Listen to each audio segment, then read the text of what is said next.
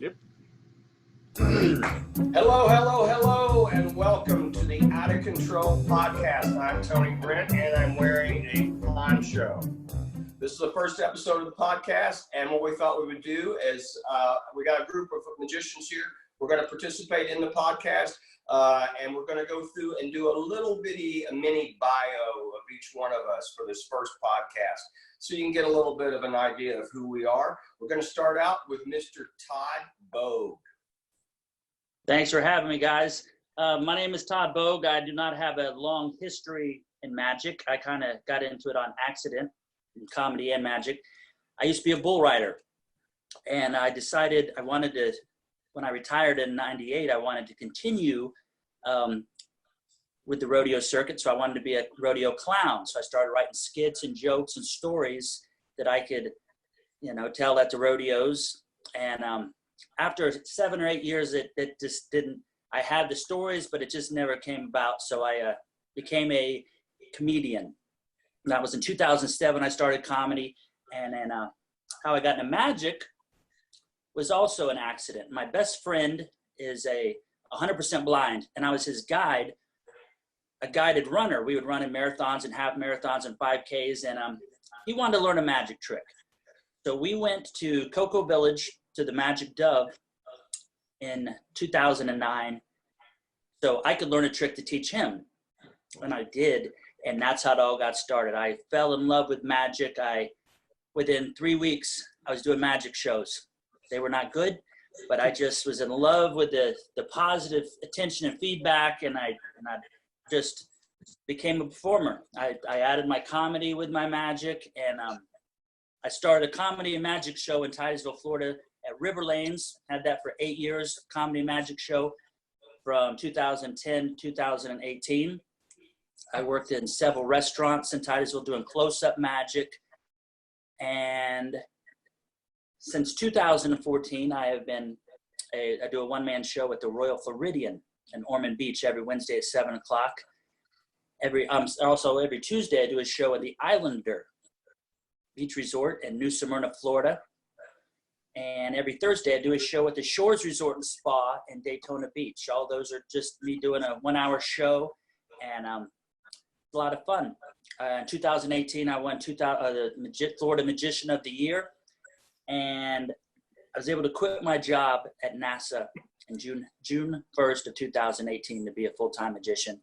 Been having a blast ever since, and I got a website, toddbogejokes.com. So that's it about me. Okay. And I work at WonderWorks 2 to 4 times a month. I've been doing that since 2018. So a bull rider who learns a magic trick for his best friend who is blind. I think you already won the bio contest. And not just a bull rider, right? But what were you doing at NASA? You're like an engineer? Or? I was a logistics specialist. I had several warehouses I took care of, and it wasn't the most prestigious job, but I wasn't putting 100% in, because the daytime I was supposed to be doing my work, and I'm writing jokes and practicing magic tricks, and my boss didn't like me at meetings, because everybody was always focused on me cracking them up and not focusing on the job at hand. So my boss told me I was the best magician she ever seen, but the worst employee she ever had. That probably That's goes awesome. for all of us. Several times I've been told. Okay, Todd Bogue, everybody. Next up is Jimmy Rook. Jimmy, see if you could top that. You got a bull riding story? I do not have a bull riding story. I have some different kind of stories. So my name is Jimmy Rook. I have been a magician since I've been a kid. I got bit by the bug when I was 7 years old, and I haven't looked back since. I've been performing at the Out of Control Magic Comedy Dinner Show since 2015, I believe, going on. I think it's my 5th year here. In November will be 5 years performing there. I've been on America's Got Talent. You can see how well it worked out for me. That was my 3.5 seconds of fame, but all my advertisements say, as seen on America's Got Talent. Besides being a magician and I love performing, I am a police officer, so I may look familiar because I probably have. I know TC, you'll learn about it in a few minutes. We have some encounters. It's great. I love doing it. I love performing. I love being part of this such amazing group of excellent performers. We're going to have a lot of fun on this podcast. Now, where are you from? Where were you born, Jimmy? So I was born in Coral Springs, Florida, down in Broward County. Okay, so you're a Floridian. About 10 years ago. Yeah. Todd, where were you born? Lafayette, Indiana. What made you move to Florida? My parents divorced when my mom was pregnant with me. Oh, Thanks for bringing that up. so Dad was Viking. I touched a nerve. Good job, Tony. Moved to Nathan Florida in Cole. 1971. What's that? Moved to Florida in 1971. Okay. Nathan Cole Marsh, everybody. Hey guys, so my name's Nathan. Both my parents were artists. Actually, over my left shoulder, that's one of my mom's paintings. Over my right shoulder there is one of my dad's paintings. When I was 12 years old, they had a friend of theirs over for dinner, and he borrowed a $1 bill and he made it float like right in front of my face, and I went nuts over that. And so, all as a teenager, magic was like a little secret obsession. I was like shy about performing, but I was practicing all hours, whatever, doing all that good stuff. Got hired when I was in college to teach magic at a summer camp. It was my first time actually doing a show and putting it together. And what I found was these were kids who they'd been hanging out with you for like 6 weeks. And so you already kind of had them on your side. So that first time ever doing a show was one of those nights where everything just connected. And like they were with it, they were laughing, not because of the show was any good, but because of who it was and the relationship that was already there. And I walked out of that, just the endorphins were rushing through. It felt amazing. And I realized that like, that's what I was meant to do. And if I'd been growing up telling jokes or playing guitar or whatever, I'd be performing doing that. So it's been a full-time business since 2004. Been super lucky. I've performed in 13 countries, on national TV with Penn and Teller, at the Magic Castle, and most importantly, at the Out of Control Comedy Magic Dinner Show in Orlando, Florida. So, and if folks want more, I've actually put up a full show from the Magic Castle in February. So if you're bored and you're looking for something to do, you can find that online too. But yeah, this is gonna be a blast, this podcast. Now, are you a Floridian originally? Yeah, I was technically born in North Carolina. My parents were building a cabin. They'd never built anything. They just got it in their head. They wanted to build this thing. And while they were building that, they had me up in North Carolina. But yeah, I've been raised in Florida. So, yeah.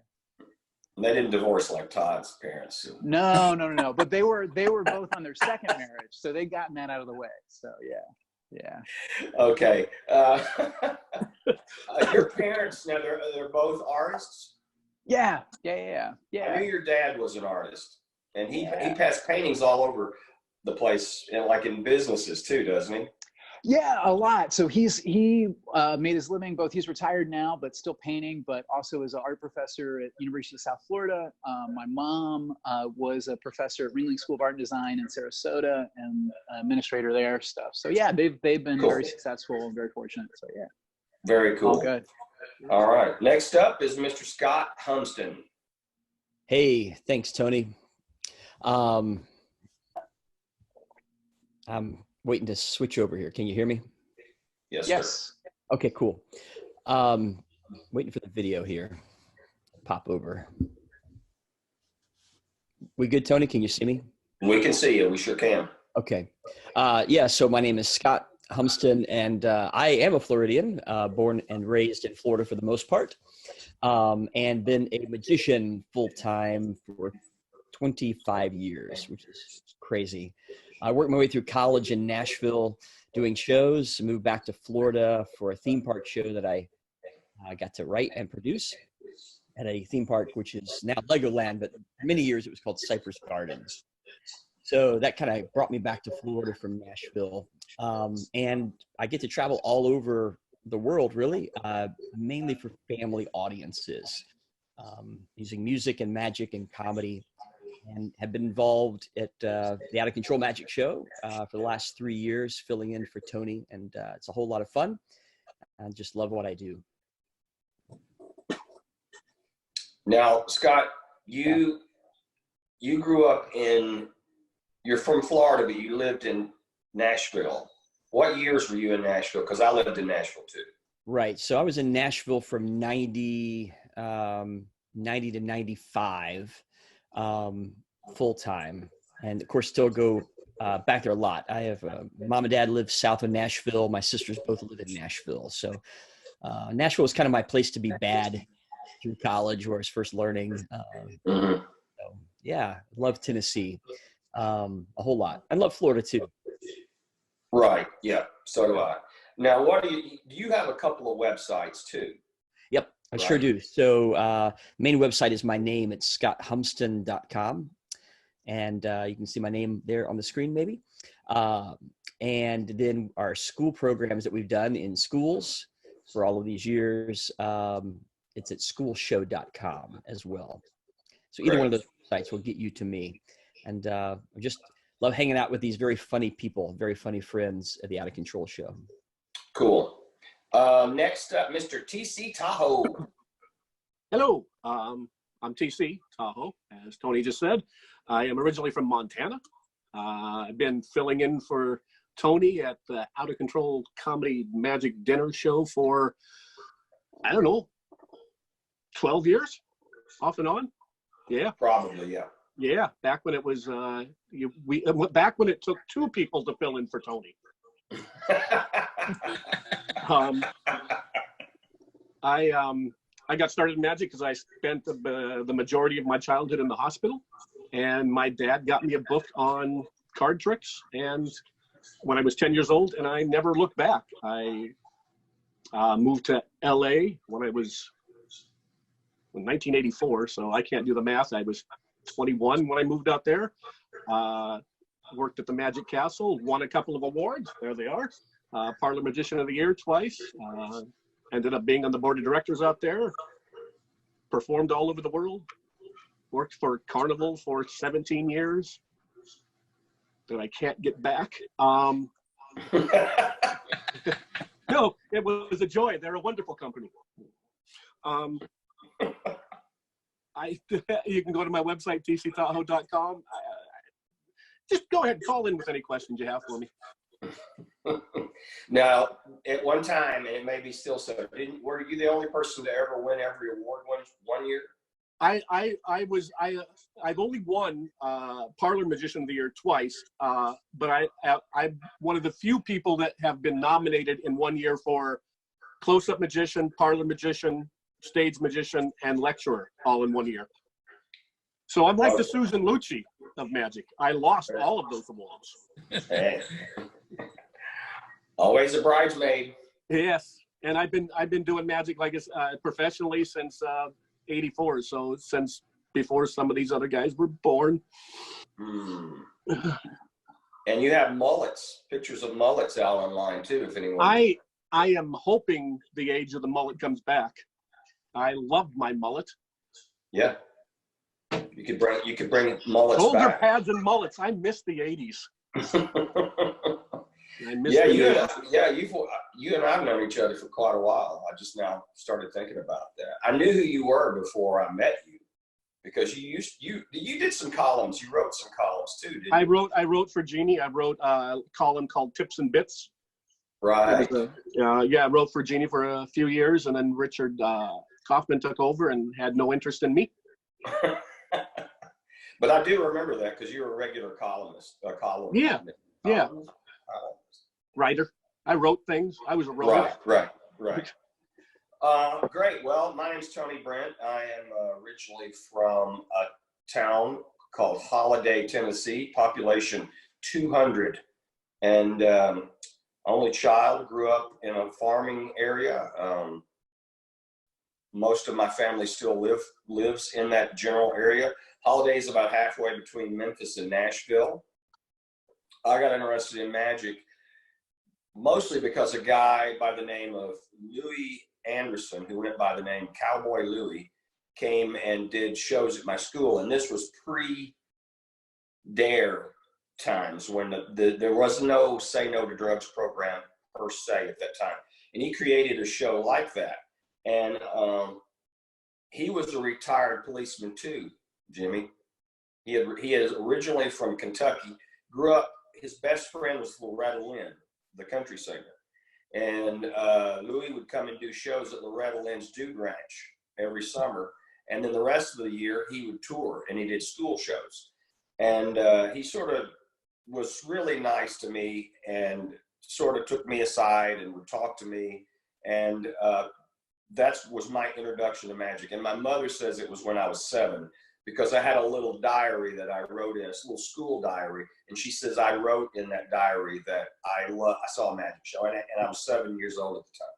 So that's how it started for me. I also was a big fan of a show called Magic Land, which was out of Memphis by a guy named Dick Williams. And Dick Williams was the TV weatherman in a TV station in Memphis. And on the weekdays, he did the weather. And on weekends, on Sunday morning at 10 o'clock, he did a 30-minute show called Magic Land.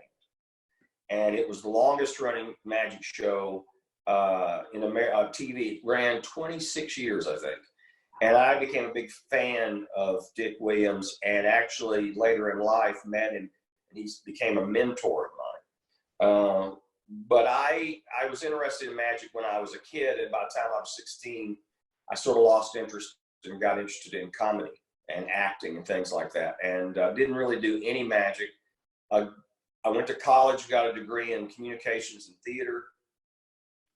When I was in my late 20s, I was already married, and we were living in up near Nashville. And the bug sort of hit me again, and I started doing shows. And I did, there was an outdoor mall called Fountain Square in Nashville, which was sort of had a little walk of fame, and it had country stars' signatures on there. And they hired me to do street performing. So I worked there for 2 years on the weekends. And during the week, I was a stage manager for Opryland Theme Park. And I managed the entertainment on a showboat called the General Jackson Showboat, which is actually still there. We had a 1,200-seat theater, and we had live shows. And I was the manager of that theater for 2 years. So it was a floating boat. It had a dinner show and a buffet and everything. So I was somehow or another, I've always been around food. I don't know what it is. During that same time, I was an actor, and I was acting in a dinner theater in a place called, it was called the Village Platter Dinner Theater. And I was doing improv sketches and things. Oh, somebody's at the front door. Improv sketches and things like that. And also stage managing during the day. And that was in the 80s. And then I got interested. I wanted to get back into theater more, so I left and went to LA for a short time to try to find work, because I had an in with a producer, the guy and his wife who was the producer of Evening Shade. I don't know if anybody remembers that show with Burt Reynolds, and also Designing Women. And him and his wife, and it got me nowhere. So wound up coming back from California. My wife and I moved to Memphis, Tennessee, because she was from that area. Over time, we wound up opening a little chain of coffee shops that my wife and I and another couple owned, called Espresso, etc. And Starbucks wasn't even that big a name then. This is how long ago it was. So we had 25 employees, 2 locations, also a mobile espresso bar. And we also we had our own private label coffee that we sold to restaurants. Made no money because we had to pay the employees first. That's how it was. Yeah. So right in around 94, I needed a job. I needed to do something else. And I'm rambling on, but Circus Casino was opening a casino in Mississippi at the time. And I randomly went and auditioned, and I hadn't performed magic for years. And I had, this will be a little insider information, I had an invisible deck, coins across with the gimmick, a thumb tip, and a piece of rope. And I went, and that's what I auditioned with. And lo and behold, I got the gig. The reason why I got it, I found out later, is because I was the only guy that did close-up. Everybody else came in with doves, sword baskets, all this stuff. And I, of course, had none of that. I walked in and auditioned and didn't actually get the job. What happened is they wanted me to come back and do a formal close-up show. So I ran to the only magic shop that was in Memphis and bought every one of Michael Lamar's easy to master card miracles, the first 3, and got the gig. And I made my living off those 3 videos for 2 years. And I've told Michael Lamar that story. I said, if it wasn't just those tricks, I did card tricks. I worked at the casino 2 years. That led to working at another theme park for several years. I toured for the Fox Family Channel as the host, DJ, magician for a national tour in the late 90s. And while I was there, I got a call to come and audition at Disney. And I came down to audition. My buddy was already working there, Danny Devaney. We auditioned. He and I had a long history of working together. We, during the audition, decided to do the sub-trunk in a tiny room. We hadn't done it in probably 2 years. The trunk falls over onto the people in the audition room, and we still got the job. They basically go, "You're hired." Literally, it fell right on top. So anyway, other than that, I started the dinner show in the year 2000. This will be the 20th year, the Out of Control Magic Comedy Dinner Show. Inside of WonderWorks, the upside down building on International Drive. Check us out at outofcontroldinnershow.com, or you can go to wonderworksonline.com. And we've had shows that right now we don't have any shows, but we've had shows 7 nights a week for almost 20 years. It'll be 20 years in June. So we're very proud of that. We're proud of these guys that's here with me too. That we all work hard together to make you happy, make you smile, and make you full on pizza. And it's all you can eat pizza, all you can drink beer and wine for the kids, soda, all that stuff. But this is our first episode.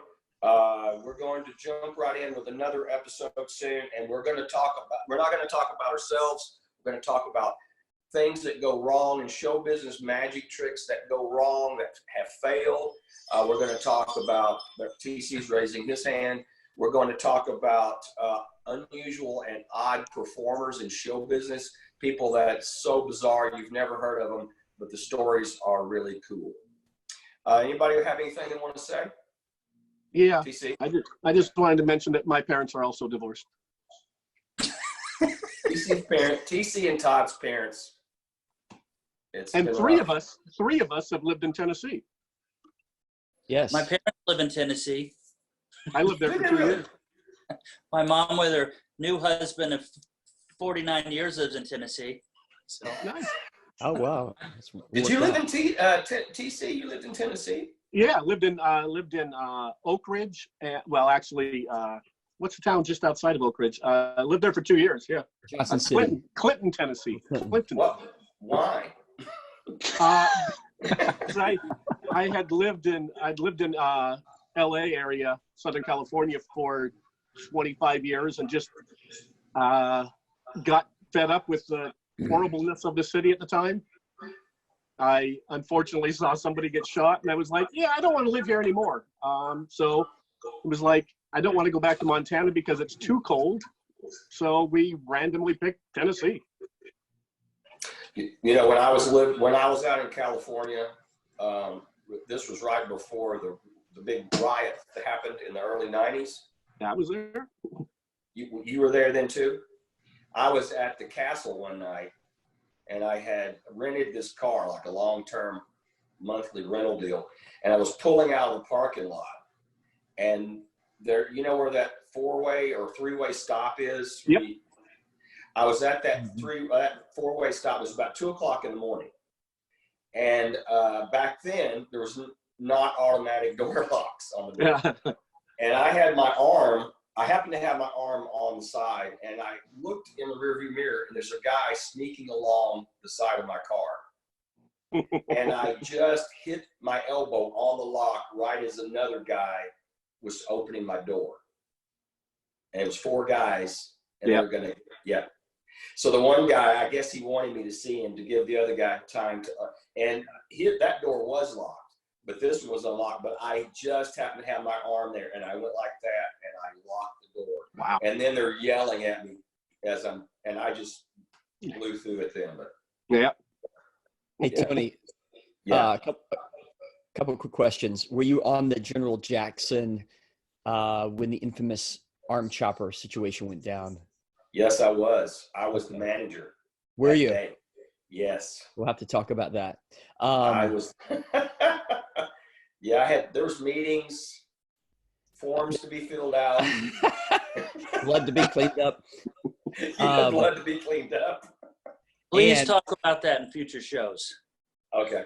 We should. And then just to, if you guys don't know who Dick Williams was, and he was talking about Dick in Memphis, I remember I did for several years, I'd do summer shows for Memphis, Shelby County.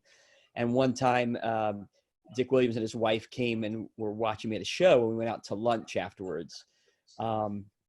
But before we went to lunch, at the end of the show, all the kids came up, wanted to see me. I had a live rabbit at the time, and we were letting the kids see the rabbit. And all the adults, I am not exaggerating, every adult in that room that had, these were small kids, maybe through 4th, 5th grade, went to the back to see Williams.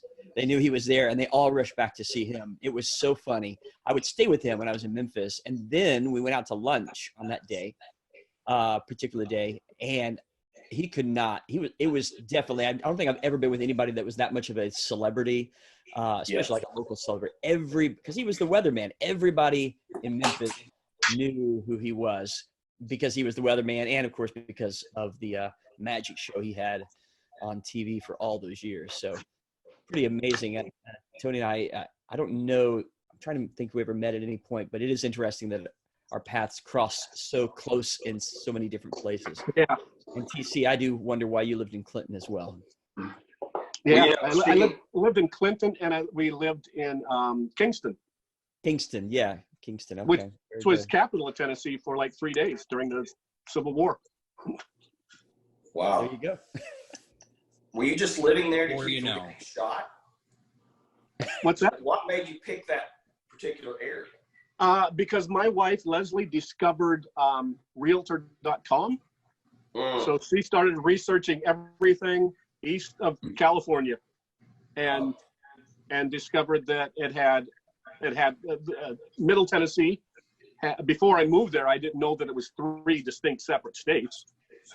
I mean, Tennessee. I mean, it's East Tennessee, Middle Tennessee, and then that flat bit. Yeah. But it has this middle. Middle Tennessee had all the seasons, and it didn't have a harsh winter.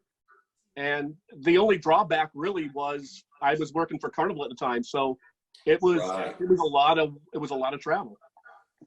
Right. This podcast brought to you by the Clinton, Tennessee Chamber of Commerce. Appreciate your support. Hey, Scott, here's Dick's original juggling clubs that he closed out his TV show with. Oh, that's great. That is And really I've got 2 sets of Harry Lynn antique juggling clubs made in the early part of the century. And a lot of jugglers have tried to get but Dick when they decided to move for a while, he called me up one day and he said, "Can you come over and help me move some stuff?" So I said, sure. So I came over, and he gave me all this stuff. wow. Like I have his handcuff collection on my wall that he had been. I've got the key that he bought from Houdini's, one of Houdini's keys. I've got all this stuff from Dick. So, and you're right, he was a super celebrity. I wrote him a letter. I'd never met him, and I wrote him a letter once, and about a month later, I was at a mall, a brand new mall, that Wolf Chase Mall, in Memphis there. Yeah. And when they first opened it, I was hired to perform for a month, me and some other guys. And I'm out there doing close-up, and I see this big mob of people sort of walking my way. And I'm like, who the heck is that? It was Dick in Virginia. And everybody was recognizing him. They came to see me. That's great. But nobody knew who I was. I was nobody. But everybody knew who Dick Williams was. And Virginia, he was called Mr. Magic. And that's Mr. Magic. And man, Everybody knew who he was. And I mean, he's still alive. He lives with his daughter. Virginia passed away some years ago. His mind is not, he has Alzheimer's, but he's still alive. And he's in his 90s, somewhere in his 90s. But anyway, that's a cool, yeah. When they moved, go ahead. No, go ahead. When they moved, that's when they moved back to Wichita, right? Is that what you're talking about? Correct. Yeah. So what's crazy about that is they moved back to Wichita. I actually had a show in Kansas, somewhere out in Kansas, and they met me in Wichita. We went out to dinner in Wichita, even though I had already known them from Tennessee. And then they moved back to Tennessee. And one time they were coming over to Nashville. They were working on the book with Sammy Smith, who printed his book, published Dick's book called Lights, Camera, Magic. Yes, I have it. And sure. They drove all the way from Memphis. They got lost in Nashville looking for me and Sammy. And they were so flustered that they drove all the way back to Memphis. They didn't even stay. They called Sammy. Oh, no. We can't figure out where we are. And and this was before like cell phones. Okay. Or before everybody had a cell phone anyway. And so they drove all the way back. And I remember Sam and I felt so terrible because obviously you don't know this. We were waiting for them and finally get a call. And we've drove 3 hours and we're so mad we're going to drive 3 hours back. I mean, upset. They were confused and upset. They couldn't find it. Yeah. Oh, man. I got one more quick story about Dick and then we'll end this thing. They did a benefit for him at the Germantown Performing Arts Center about 10 or 12 years ago. Okay. And they asked me to MC it. So I got there and they said, we're going to have a phone setting on stage and it's going to ring and it's going to be David Copperfield and he's going to tell stories about Dick. And so, that's cool. But we had to call him at a certain time because he was getting ready to do his show at Caesar. Is it Caesar's? In Vegas.